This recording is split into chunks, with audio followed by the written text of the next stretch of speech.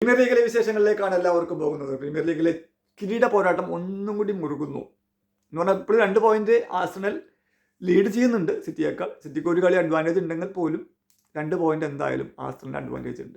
ഇപ്പം സിറ്റി കഴിഞ്ഞ ദിവസം ബ്രെൻഫോർഡിനെ 3-0 തകർത്തിരുന്നു. ഇന്നലെ നടന്ന കളിയിൽ ആഴ്സണൽ 1-0 വെസ്റ്റ് ഹാമിനെ തോൽപ്പിച്ചിരുന്നു. വെസ്റ്റ് ഹാം ആണെങ്കിലോ വേറൊരു തരത്തിലാണ് നിൽക്കുന്നത്. അവർ റിലേഷനിലാണ് ഇപ്പോൾ കിടക്കണേ. അവർക്ക് ഇന്നലത്തെ കളി സമനിലയോ ജയിക്കാനോ പറ്റാത്തെങ്കിൽ ഒന്നുകൂടി ബെറ്റർ ആക്കായിരുന്നു. പക്ഷേ ഇന്നലെ അവർ തോറ്റു. അത് കാരണം കൊണ്ട് തന്നെ അവരിപ്പോഴും റിലേഷനിൽ തന്നെ കിടക്കുന്നത് 18ാം സ്ഥാനത്ത്.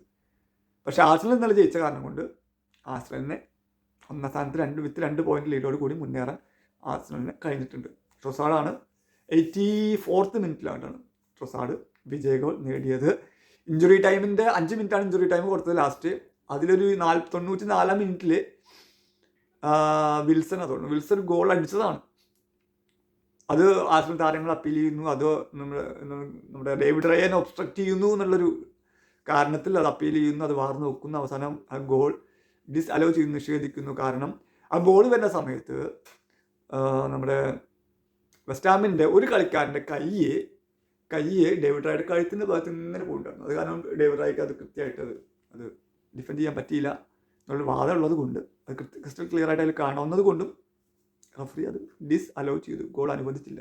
അത് ഗോൾ അനുവദിച്ചിരുന്നുവെങ്കിൽ 1-1 സമനില പിടിച്ച് ഇപ്പോൾ ഈ 2 ഗോൾ ഡിഫറൻസ് ഇല്ലാതെ സിറ്റി 1ാം സ്ഥാനത്തേക്ക് എത്തായിരുന്നു. അടുത്ത കളി സിറ്റി ജയിക്കുകയാണെങ്കിൽ. ഇതിപ്പോൾ ഗോൾ അനുവദിച്ചില്ല. അത് കാരണം 1-0 ആഴ്സണൽ ജയിച്ചു. ഇപ്പോൾ 2 പോയിന്റിൽ ആഴ്സണൽ മുന്നോട്ട് നിൽക്കുന്നു. ആഴ്സണൽ ഇനിയും കളികളുണ്ട്. എനിക്ക് തോന്നുന്നു 2-3 കളികളും ബാക്കിയുണ്ട്. അതിൽ ഏതെങ്കിലും ഒരു കളി സമനില തോൽവി പഴങ്ങി കഴിഞ്ഞ് കഴിഞ്ഞാൽ ആഴ്സണലിൻ്റെ കാര്യം പോക്കാണ്. പക്ഷേ ഈ എല്ലാ കളിയും ആഴ്സണൽ ജയിച്ചാൽ മതി. സിറ്റി ജയിക്കോ തോക്കോ ഡസൻറ്റ് മാറ്റർ. എല്ലാ കളിയും ആഴ്സണൽ ജയിച്ചു കഴിഞ്ഞാൽ ആഴ്സണലിന് ഈ പ്രാവശ്യം പ്രീമിയർ ലീഗ് കിട്ടും. എല്ലാ വട്ടവും കപ്പിനും ചുണ്ടിനിടയിൽ നഷ്ടപ്പെട്ട പ്രീമിയർ ലീഗ് കിരീടം നേടാനുള്ളൊരു സുവർണ്ണ അവസരമാണ് ആഴ്സണലിന് വന്നിരിക്കുന്നത്. ആഴ്സണൽ കൃത്യമായിട്ട് അത് വിനിയോഗിക്കട്ടെ. അല്ലെങ്കിൽ ഇനി വരുന്ന കളികളിലൊക്കെ പഠിക്കൽ കലമുടയ്ക്കാനോ ഉദ്ദേശമെങ്കിൽ രക്ഷയില്ല. എനിക്ക് തോന്നുന്നില്ല. എന്തായാലും ഫുൾഹാമായിട്ട് ഞാൻ പ്രതീക്ഷിച്ചിരുന്നു ഒരു സമനിലയോ തോൽവിയോ. പക്ഷേ ഫുൾഹാമായിട്ട് ജയിച്ചു. വെസ്റ്റ് ഹാമായിട്ടും ജയിച്ചു. കാരണം ഇന്നലത്തെ കളി 2 പേർക്കും ഇമ്പോർട്ടൻ്റ് ആയിരുന്നു. വെസ്റ്റ് ഹാം ജയിച്ചിട്ട് റിലേഷൻ ബാറ്റിൽ നിന്ന് മേലെ കയറാനും ഈ ആഴ്സണൽ ജയിച്ചിട്ട് 2 പോയിന്റ് ലീഡ് വെച്ചിട്ട് തന്നെ കിരീട പോരാട്ടത്തിലേക്ക് മുന്നേറാനുള്ള ഒരു അവസരമായിരുന്നു. അതിൽ ആഴ്സണൽ അത് ജയിച്ചു. സിറ്റിക്ക് പറ്റെന്ന് പറഞ്ഞു കഴിഞ്ഞാൽ എവർട്ടനായിട്ട് നടന്ന മത്സരത്തിൽ 3-3 സമനില വഴിക്കുക. അതാണ് സിറ്റിക്ക് പറ്റ്. അതിൽ സിറ്റി ജയിക്കുകയായിരുന്നെങ്കിൽ ഇപ്പോഴും സിറ്റി 1ാം സ്ഥാനത്ത് നിന്നിരുന്നു. പക്ഷെ അതിൽ 3-3 സമനിലയായി. ഈവൻ അത് തോക്കേണ്ടതായിരുന്നു. സത്യം പറഞ്ഞു കഴിഞ്ഞാൽ സിറ്റിയെ കളി തോക്കേണ്ടതായിരുന്നു എവർട്ടനായിട്ട്. കളി അവസാനിക്കാൻ മിനിറ്റുകൾ മാത്രം ബാക്കിയുള്ളപ്പോൾ ജെറമി ഡോക്കു അടിച്ച ഗോളില്ലായിരുന്നെങ്കിൽ 2-3 സിറ്റി തോക്കേണ്ടായിരുന്നു. എനിക്ക് അത് സമനിലയായാലും 2 പോയിന്റാണ് ലീഡുള്ളത്. ഇനിയുള്ള എല്ലാ കളികളും 2 ടീമും എല്ലാ കളി ജയിക്കണം. സിറ്റിക്കും എല്ലാ കളി ജയിക്കണം, ആഴ്സണലിന് എല്ലാ കളി ജയിക്കണം. പക്ഷേ ആഴ്സണലിൽ ഒരു കളി സമനില തോൽവിയാണെങ്കിൽ ആഴ്സണലിൻ്റെ കാര്യം പോക്കാണ്. സിറ്റി അടിച്ച് കയറും.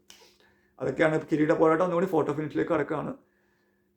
ഇനി എല്ലാ കളിയും ജയിക്കുകയാണെങ്കിൽ ആഴ്സണലിന് കപ്പെടുക്കാം. അപ്പോൾ അങ്ങനെയാണെങ്കിൽ ആഴ്സണലിന് പ്രീമിയർ ലീഗ് ഉണ്ട്. ഓൾറെഡി ചാമ്പ്യൻസ് ലീഗ് ഒരു ഫൈനലിലാണ് PSG-ക്കെതിരെ കളിക്കുന്നത് ഫൈനലിൽ. അപ്പോൾ ആ കപ്പ് എടുക്കുകയാണെങ്കിൽ ഈ സീസണിൽ ഡബിൾ എടുക്കാൻ പറ്റും. അപ്പോൾ ഇരട്ടി മധുരമായിരിക്കും അവർക്ക് അറ്റേറ്റയ്ക്ക്. ഇതുവരെയുള്ള കപ്പിൻ്റെ വരൾച്ചയ്ക്കൊരു അറുതി വെച്ചുകൊണ്ട് അവർക്ക് വേണ്ടി 2 കപ്പ് എടുക്കാൻ പറ്റും.